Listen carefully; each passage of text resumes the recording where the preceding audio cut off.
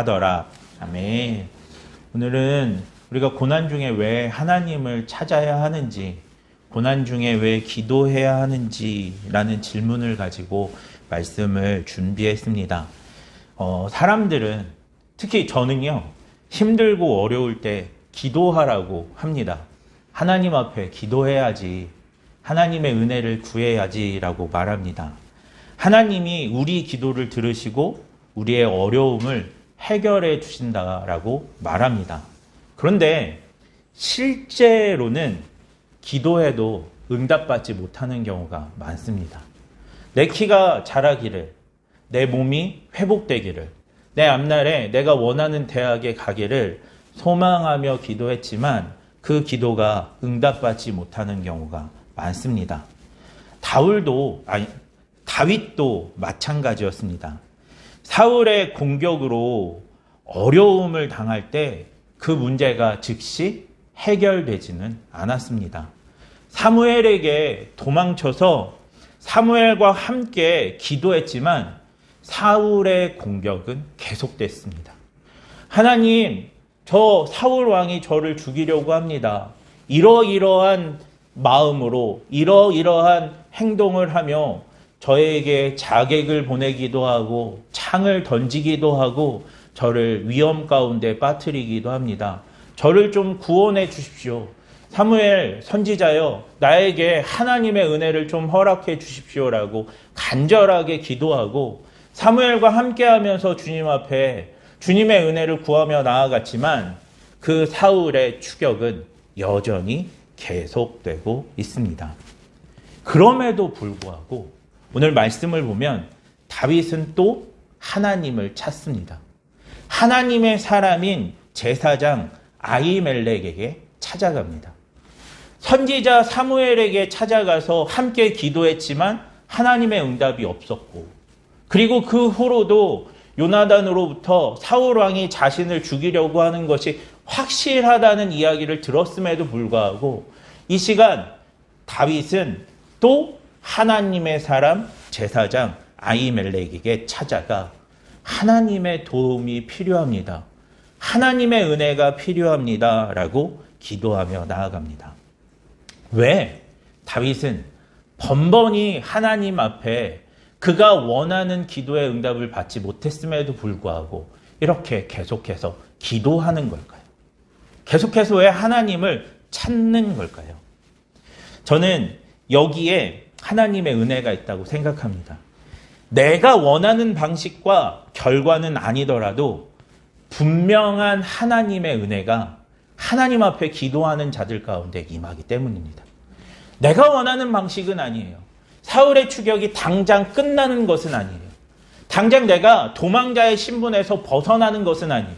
내가 원했던 결과가 나타나는 것은 아니에요. 그렇지만 다윗이 포기하지 않고 하나님 앞에 계속해서 기도할 때에는 하나님의 은혜가 분명하게 있었습니다.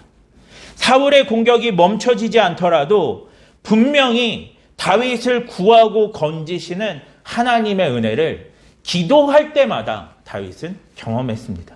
하나님을 찾을 때마다 하나님의 역사가 그에게 나타나게 되었습니다. 오늘 그 하나님의 은혜를 나눌 때 다윗처럼 끝까지 하나님을 찾는 사람, 끝까지 하나님의 구원을 경험하는 사람 되시기를 주님의 이름으로 축원합니다. 오늘 다윗이 하나님을 포기하지 않고 찾았을 때 다윗에게 하나님은 이러한 은혜를 허락해 주십니다. 다윗에게 임했던 하나님의 은혜의 첫 번째는 그의 육적인 필요를 채워주셨다는 것입니다. 무슨 필요를 채워주셨다고요? 육적인 필요를 채워주셨다는 거예요. 그의 삶의 문제를 하나님께서 해결해 주셨다는 것입니다. 다윗은 요나단으로부터 도움을 얻기 위해 무려 3일 동안 들에서 지나야 했습니다. 요나단에게 찾아가 당신의 아버지가 나를 죽이려고 합니다. 나를 좀 도와주십시오라고 부탁했을 때 요나단은 다윗에게 약속합니다. 내가 3일 동안 들에서 숨어 있으면 아버지의 의중이 어떠한지를 내가 판단하고 그 아버지가 당신을 죽이려고 한다면 당신을 도망치게 해줄 것이고 만약에 아버지가 당신을 죽이려고 하는 의도가 없다라고 한다면 다시 왕궁으로 돌아와서 그 사울의 사위로 살 수 있도록 내가 당신의 생명을 보장하겠소라고 약속합니다. 그리고 그 약속을 이행하기 위해서 다윗에게 3일 동안의 시간을 달라고 합니다.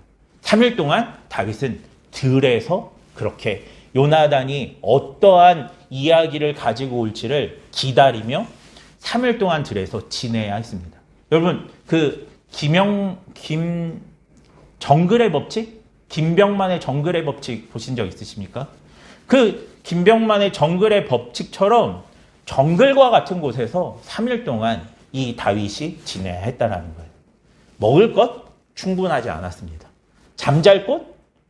안전하지 않았습니다. 그런 곳에서 3일 동안이나 지켰던, 제대로 먹지도 자지도 못했던 다윗은 극도로 쇠약해질 수밖에 없었습니다.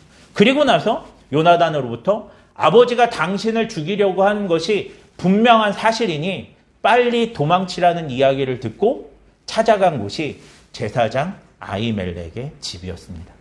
그렇기 때문에 지금 이 다윗에게 가장 필요한 것은 빵과 음식이었습니다. 3일 동안 제대로 먹지도 자지도 못했던 자에게 가장 필요한 것이 음식밖에 무엇이 있겠습니까? 이때 제사장 아비멜렉은 제사장들이 지정된 장소에서만 먹을 수 있었던 진설병이라는 음식을 줍니다. 사실은 떡인데요. 그 떡은 하나님 앞에 바쳐졌던 거룩한 떡이었기 때문에 그 거룩한 떡은 거룩한 제사장이 거룩한 장소에서만 먹을 수 있었습니다. 그런데 오늘 율법을 어기면서까지 오늘 아히멜렉은 다윗을 위해 그 음식을 주고 있습니다. 다윗의 배고픔을 해결해 주기 위하여 오늘 율법을 어기면서까지 진설병을 주고 있습니다. 그 이유에 대해서 훗날 예수님은 이렇게 설명하십니다. 안식일에 제자들이 배가 고파서 밀 이삭을 잘라 먹는 것으로 율법을 어겼다라고 하는 말을 들을 때 다윗이 진설병을 받아 먹은 사건을 예로 드시면서 예수님이 이렇게 말씀하십니다.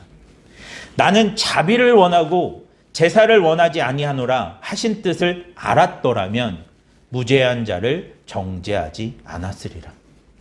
아히멜렉이 다윗에게 진설병을 준 사건에 대해서 무엇이라고 얘기하냐면 무죄하다라고 이야기합니다.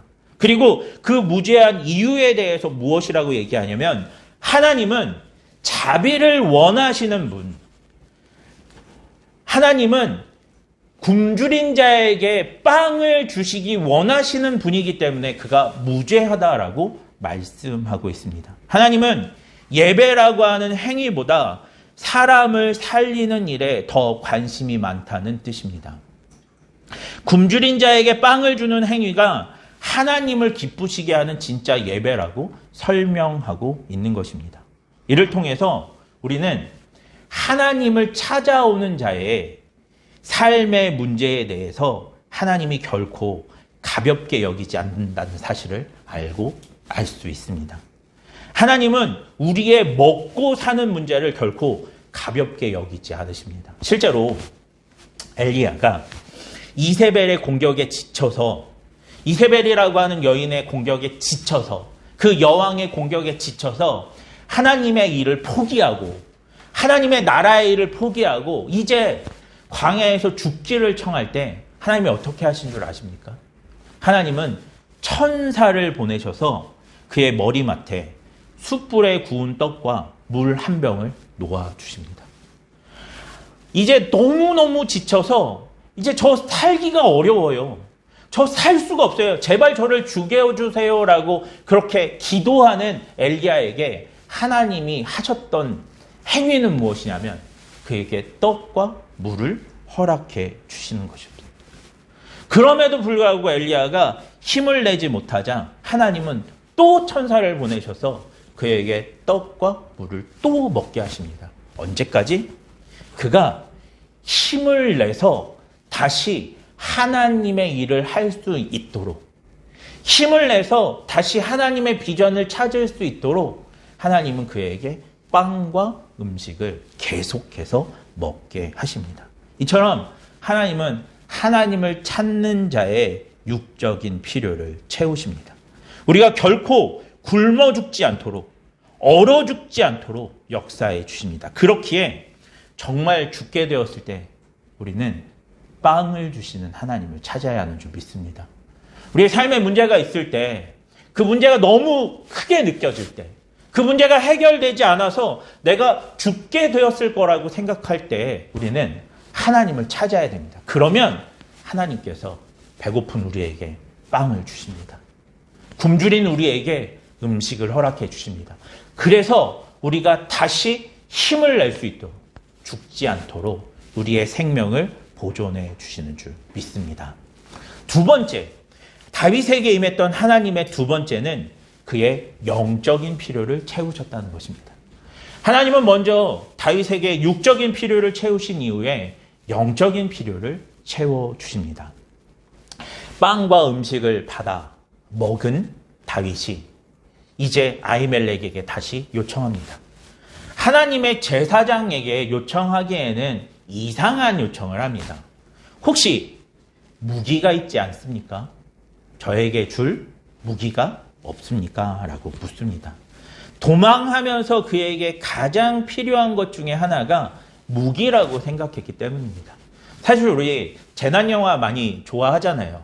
그런데 재난에 빠졌을 때, 재난 상황 가운데 있을 때 사람들이 뭔가 이성을 잃고 감정적으로 행동할 때 가장 필요한 것이 무엇이냐라고 했을 때예요. 총이라고 하더라고요.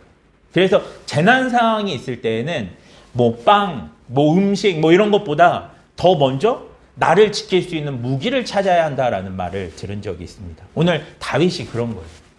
사울 왕으로부터 추격을 당하게 되었을 때, 그리고 사울 왕이 자신을 죽이려고 한다는 사실을 분명하게 알았을 때에는 다윗에게는 모든 사람이 적이 될 수 있기 때문에 그에게 무기가 가장 필요했습니다. 그래서 오늘 제사장에게 나에게 줄 무기가 없소라고 묻습니다. 그런데 이때 제사장이 뜻밖의 이야기를 하는 거예요.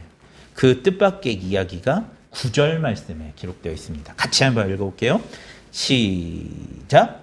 제사장이 이르되 내가 엘라 골짜기에서 이긴 블레셋 사람 골리앗의 칼이 보자기에 쌓여 애굽에 있으니 내가 그것을 가지려거든 가지라. 여기는 그것밖에 다른 것이 없느니라 하는지라. 다윗이 이르되 그 같은 것이 또 없나니 내게 주소서 하더라. 아멘. 무기를 달라고 요청했더니 아히멜렉이 이렇게 얘기합니다. 골리앗의 칼이 보자기에 쌓여 에봇 뒤에 있다라고 이야기합니다. 골리앗의 칼이 제사장의 옷인 에봇과 함께 있는데, 하나님과 함께하는 제사장의 옷인 에봇과 함께 있는데 그것을 당신에게 주겠습니다. 골리앗의 칼, 에봇과 함께 있는 골리앗의 칼을 당신에게 주겠습니다 라고 이야기하고 있습니다. 이것이 굉장히 중요한 의미를 가지고 있습니다.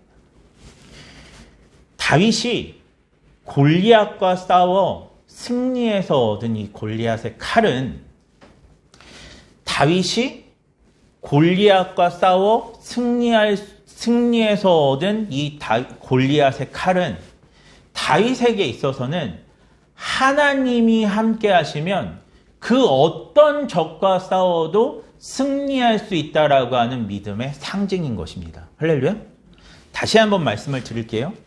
다윗이 골리앗과 싸워 승리할 수 있었던 것은, 그래서 전리품으로 이 골리앗의 칼을 얻을 수 있었던 것은 하나님이 다윗과 함께 하셨기 때문입니다. 임마누엘의 하나님이 다윗과 함께 하셨기 때문에 이 골리앗의 칼을 얻을 수 있었던 것이고 골리앗과 싸워 승리할 수 있었던 것입니다.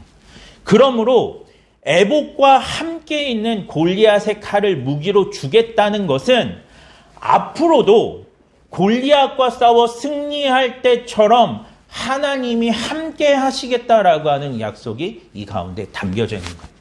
어떤 어려움 속에서도 패배하지 않도록 승리할 수 있도록 하나님이 당신의 무기가 되어주시겠다라고 하는 약속의 상징인 것입니다. 애복과 함께 있는 골리앗의 칼처럼 하나님이 당신과 함께하여서 당신의 삶을, 당신의 인생을, 당신의 생명을 구원하시겠다라고 하는 약속의 상징으로 읽을 수 있습니다. 임마누엘, 하나님이 함께하시다라고 하는 그 상징으로 골리앗의 칼을 주신 것입니다. 이처럼 오늘 다윗이 하나님의 사람 아히멜렉에게 피했을 때 아히멜렉은 그에게 진설병을 주고 골리앗의 칼을 주었습니다. 그가 하나님께 피했을 때 하나님은 그 진설병과 같은 육적인 필요를 그에게 허락해 주셨고 골리앗의 칼과 같은 영적인 필요를 그에게 허락해 주신 것입니다. 이처럼 하나님은 하나님을 찾는 자들에게 그들이 원하는 것 이상 그들에게 가장 필요한 것을 허락해 주시는 분인 줄 믿습니다. 그래서 다윗은 하나님을 뭐라고 표현하냐면 주님은 나의 산성, 주님은 나의 방패, 주님은 나의 요새이십니다라고 고백합니다.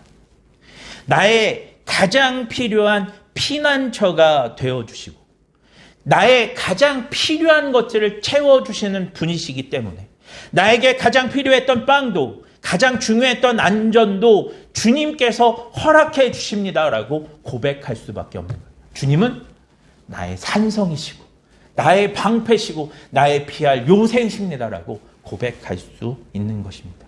그래서 오늘 다윗은 지금 당장 사울의 추격에서 도망칠 수밖에 없다라고 하죠.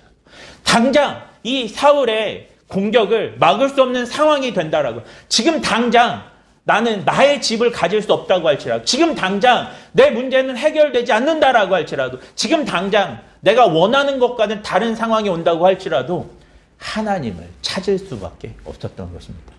그런데 문제는 이런 거예요.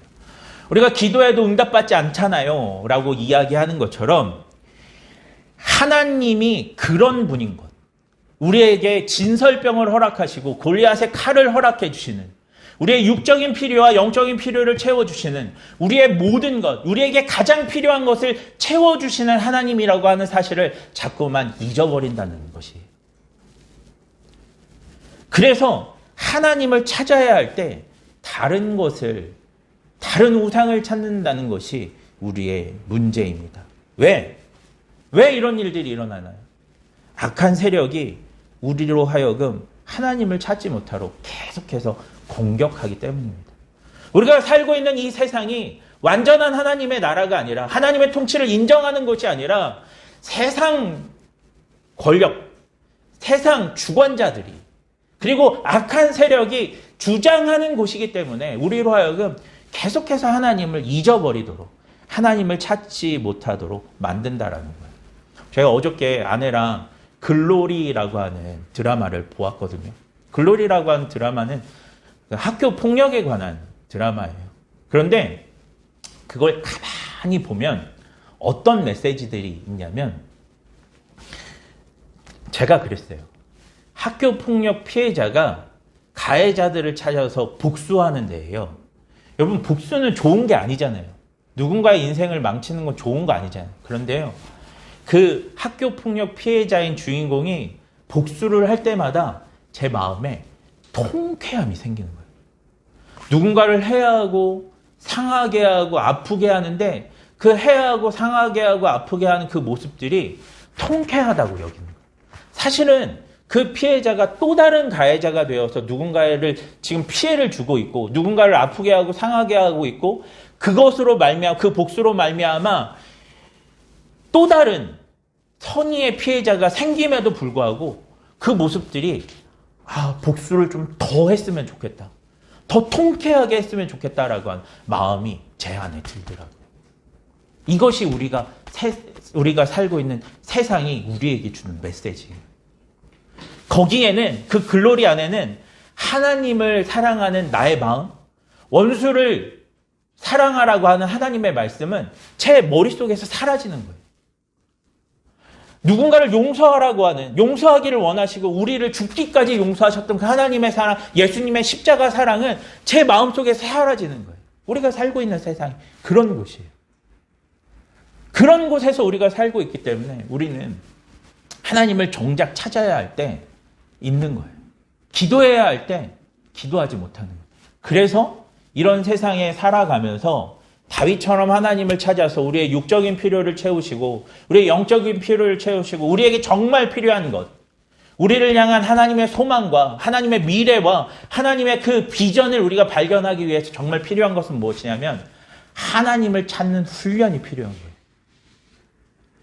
이런 세상에서 하나님을 찾는 훈련을 하지 않으면, 하나님을 찾는 그런 습관이 우리 안에 이렇게 인쳐지지 않으면 우리는 제가 하나님을 글로리 안에서 잊어버린 것처럼, 그 드라마라고 하는 곳에서 복수하기를 원하고 복수하는 자, 또 다른 가해자가 된 자를 그렇게 응원하는 사람이 되었던 것처럼 오늘 우리의 마음 가운데 하나님을 찾는, 그리고 하나님 앞에 기도하는 그 영적인 것들을 잊어버리게 되어 있다는 거예요. 그래서 훈련해야 됩니다. 삶 속에서 하나님을 찾는 습관을 가져야 한다는 거죠. 다윗이 그 습관이 잘 돼 있던 사람이에요. 다윗이 왜 이 절체절명의 순간에 사무엘을 찾아갔고 요나단을 찾아갔고 이 아히멜렉을 찾아갔는 줄 아십니까? 그들이 모두 하나님의 사람들이라고 믿었기 때문입니다. 할렐루야. 다윗은 힘들 때마다 하나님을 찾는 습관이 있었기 때문에 그 하나님의 영에 충만한 자들을 계속해서 찾아갈 수 있었던 거예요. 그러면 그 습관이 어떻게 나타났을까요? 저는요, 그 다윗이 이렇게 하나님을 찾는 습관이 다윗에게는 수금을 타며 찬양하는 습관 때문에 지금 이러한 일들이 가능했다고 봅니다. 다윗은 수금을 연주하는 사람이었습니다. 그리고 그 다윗이 수금을 연주하며 했던 가장 많은 연주들은 무엇이었냐면 하나님을 찬양하는 연주들이었어요. 그리고 그 하나님을 찬양하는 그 시가, 그 하나님을 노래했던 그 가사말이 오늘 우리가 읽고 있는 시편에 가득 들어있습니다. 그는 연주가였어요. 그는 음악가였어요. 그는 찬양하는 사람이었어요. 그리고 그가 음악가고 연주가고 찬양하는 사람이 될 수 있었던 것은 무엇이냐면 그 양치기 시절에 심심하면 수금을 타면서 노래한 거예요. 양을 칠 때 양들을 관객 삼아서 노래한 거예요. 어떤 노래를 했냐면 하나님을 찬양하는 노래를 한 거예요. 그리고 짐승과 싸워 이겼을 때 다윗은 노래했어요. 하나님, 이 곰과 싸워서 이길 수 있도록 해주셔서 너무너무 감사합니다.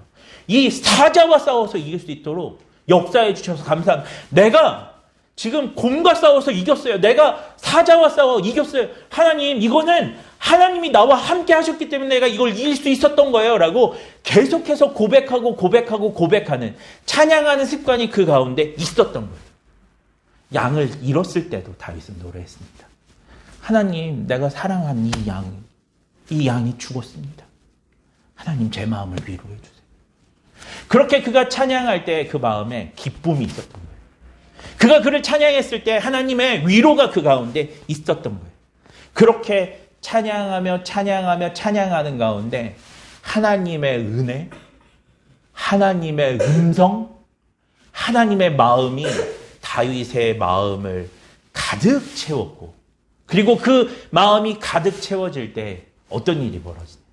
골리앗과 싸워서 내가 이길 수 있습니다라고 고백하는 그러한 영적인 습관들이 쌓여서 하나님이 함께 하시면 곰과 싸워도 이긴다. 하나님이 함께 하시면 사자와 싸워도 이긴다. 찬양하며 나아갈 때 그 찬양의 소리를 듣고 내 마음에 믿음이 쌓여서 내가 곰과 싸워도 이겼는데, 내가 사자와 싸워도 이겼는데 저 골리앗과 싸워서 이길 수 있습니다라고 믿음의 고백을 할 수 있게 된 거예요.